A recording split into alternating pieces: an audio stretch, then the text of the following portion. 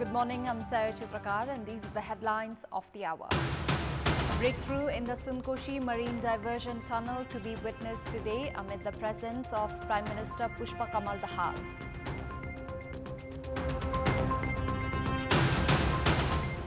The meeting of the Central Working Committee of Janata Samajwadi Party Nepal currently underway. A press conference to be held after the meeting concludes. Hamas official Osama Hamdan warns there will be no ceasefire deal if Israel's military aggression continues in Rafah. And Borussia Dortmund beat Paris Saint-Germain 1-0 to reach their first UEFA Champions League final since 2013. A breakthrough in the Sunosi marine diversion tunnel has been expected today. A program has been scheduled for today to witness the breakthrough amid the presence of Prime Minister Pushpa Kamal Dahal. Preparations are underway to achieve a breakthrough in the 900-meter tunnel between Sunosi and Tamakoshi Dobhan of Sinduli and Kandhungri and to pass a tunnel boring machine. The breakthrough will be achieved after the TBM machine enters through the entrance of the project in Kusumtar of Kamlamai Municipality 2 and passes through the riverbanks in Kandhungri. A 22-month deadline had been allocated for the construction of the tunnel. However, it has completed in 3 months and, in fact, 3 months and 2 days earlier. A dam which is 30 meters in height and 158 meters in length is under construction in the Sunosi River to enable the flow of water in the 13.3 kilometer long tunnel. 67 cubic meters of water per second will be diverted from Sunosi to the Marine River. Likewise, 31.7 megawatts of electricity is said to be produced by the project. The tunnel has been constructed by Chinese company China Overseas Engineering.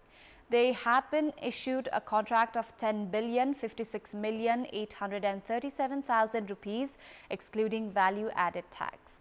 The project aims to provide irrigation facility to 122,000 hectares of land of 5 districts in Madhya province around the year. The meeting of the Central Working Committee of Janata Samajwadi Party Nepal is currently underway. Chair Upendra Yadav called the meeting to discuss the scenario following the party's split. Leaders have said that discussion is being held on filing a case against the Election Commission's decision to register the group that had split from Janata Samajwadi Party Nepal as a new party. The party spokesperson Manish Suman said that a press conference will be held at the party office immediately after the meeting concludes.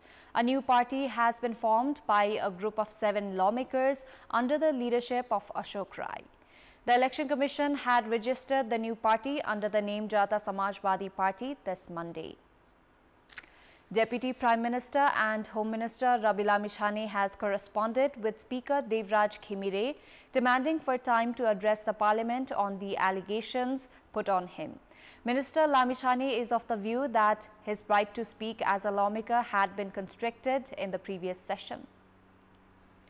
Speaking after the 5-party meeting called by Speaker Khimire yesterday, RSP President and Home Minister Lamishane claimed that he should get to address the questions raised against him.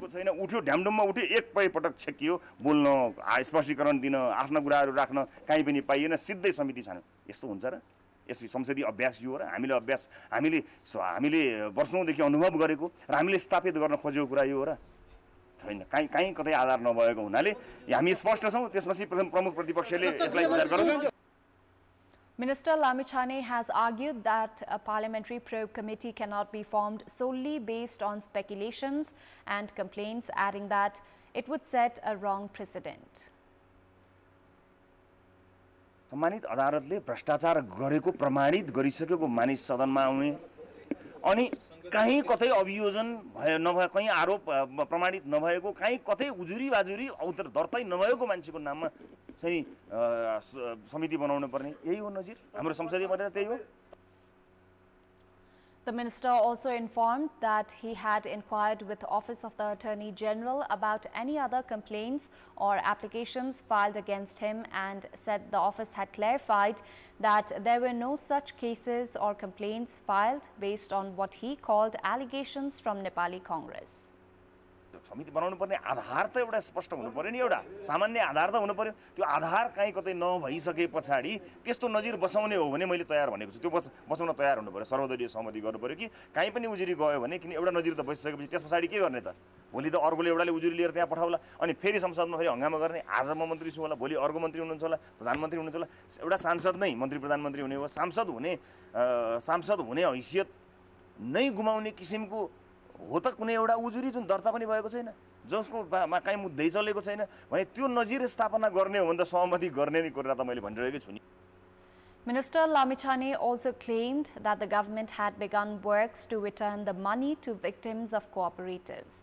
He also said efforts were underway to bring one of the main accused, GB Rai, who has been absconding, and claimed the property of those guilty would be freezed and actions would be taken.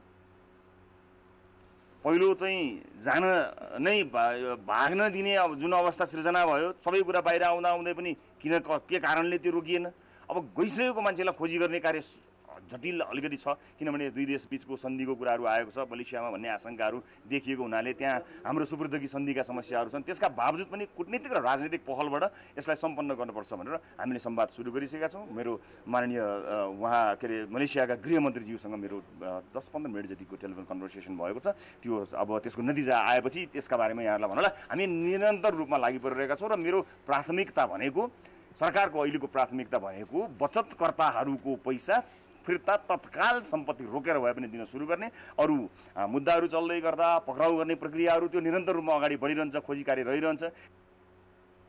Regarding Nepali Congress, Home Minister Lamichhane said the main opposition had been irresponsible towards the parliament and urged all concerned to support the government in formation of laws to control cooperatives' fraud.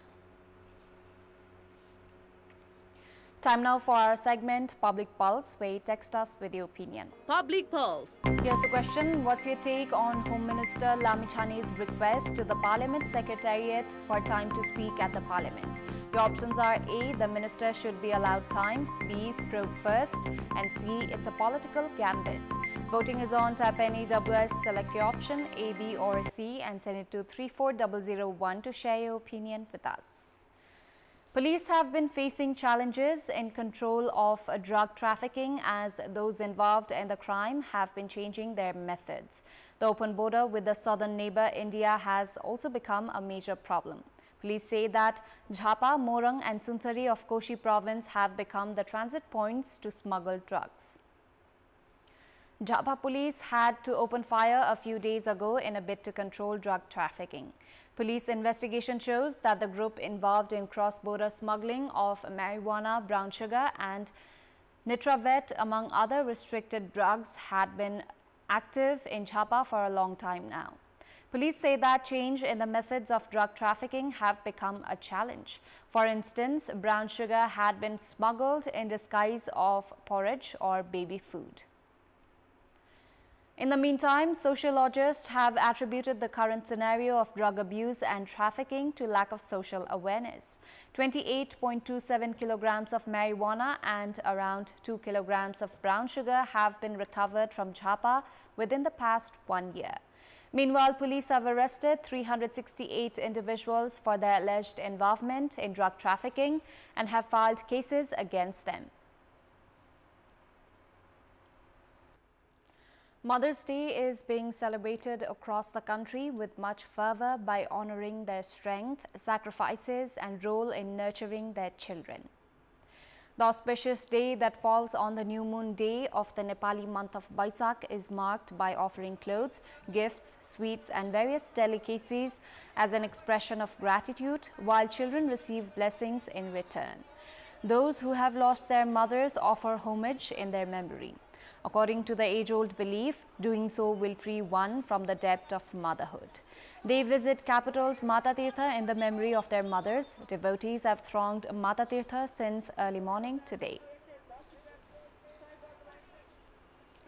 In our Public Voice segment, we had asked in several provinces what they think of the inability of government to spend development budget as planned and announced. Let's take a look at what they had to say.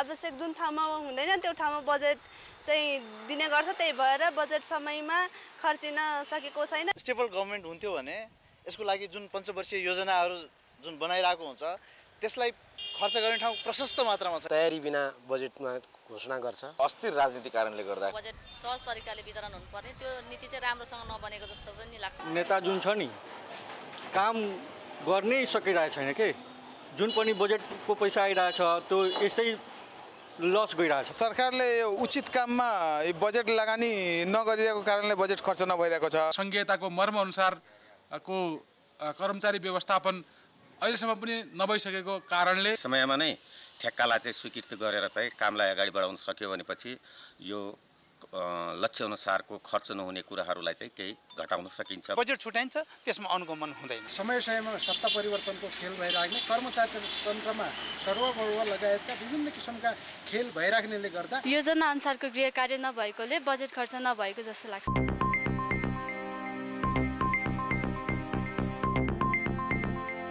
Time now for international update.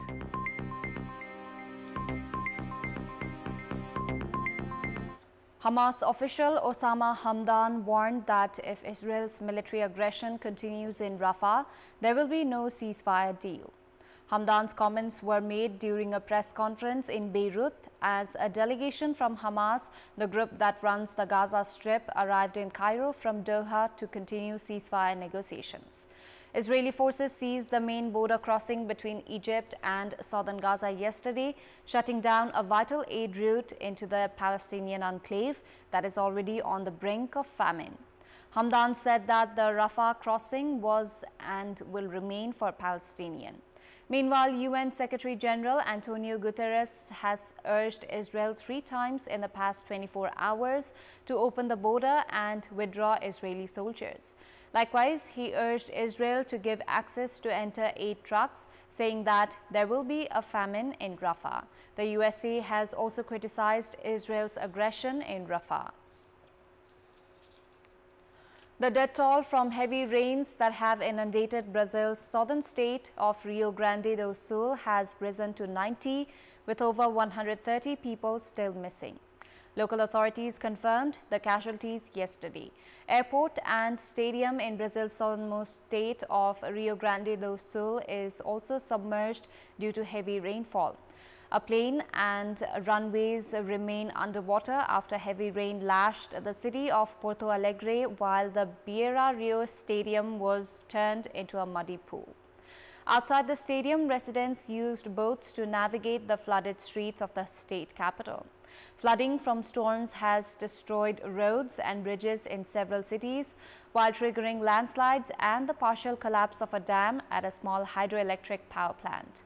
Storms in the past few days have affected about 2/3 of the nearly 500 towns and cities in the state, which borders Uruguay and Argentina. According to local weather forecaster, weather conditions improved a day before yesterday, but showers are expected to return at lower volumes later this week and could pick up again between May 10 and 15.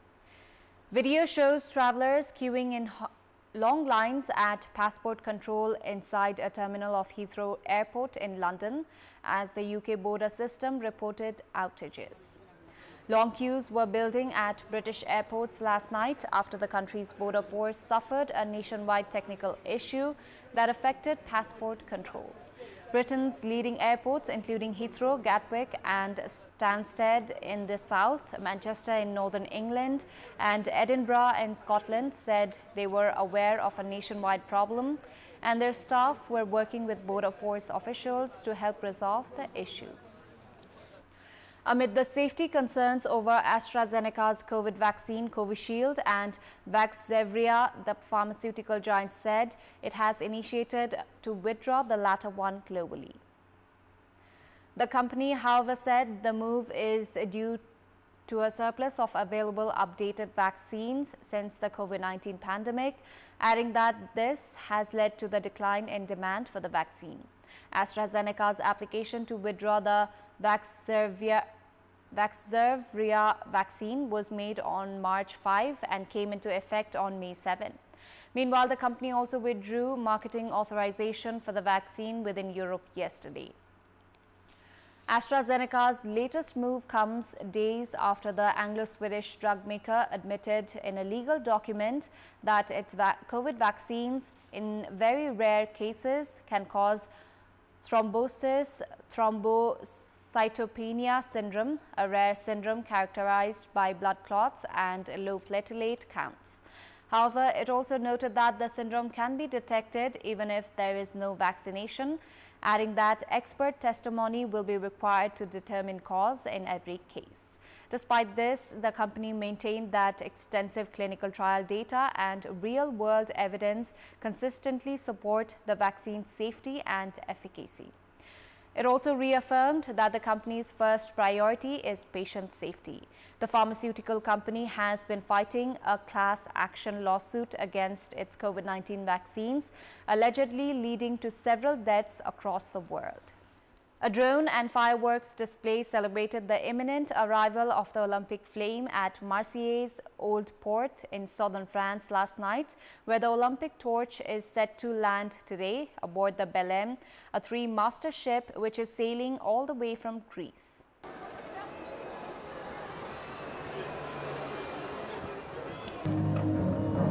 More than 800 drones formed different shapes over the Mediterranean cities of port, such as the Paris 2024 logo, the Belém vessel, or a torchbearer carrying the Olympic flame. Up to 150,000 people are expected to attend the ceremony today, an event which France's president will also be present for.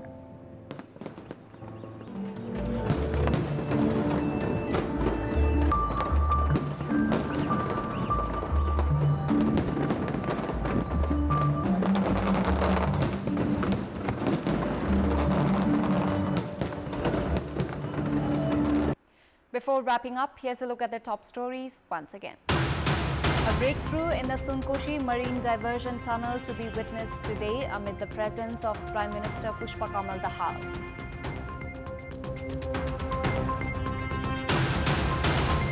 The meeting of the Central Working Committee of Jata Samajwadi Party Nepal currently underway. A press conference to be held after the meeting concludes.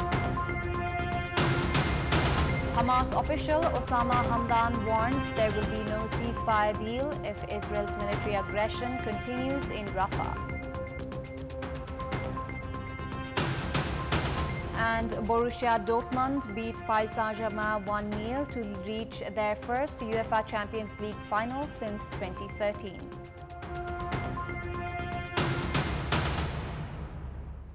That's all for the moment. Thank you for watching. Bye for now.